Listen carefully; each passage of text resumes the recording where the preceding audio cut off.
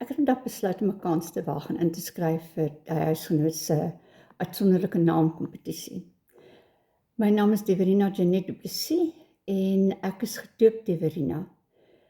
Skynbaar het my ma terwyl my verwag het 'n storieboek gelees waarin die naam Deverina voorgekom het en sy het daartoe voorgeneem as ek die dag 'n dogtertjie is, gaan dit my naam wees, wat dit nou toe inderdaad was.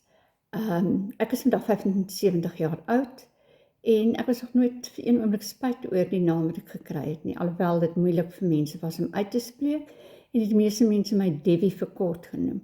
Maar die naam Deverina het ek nog nooit ergens raak gelees nie. Ek het my naam op Google gaan soek, maar daar is nie iemand anders in die wêreld wat my naam het nie. So behalwe dat ek uniek is in die feit dat ek is daar nie 'n ander Deverina in die wêreld nie.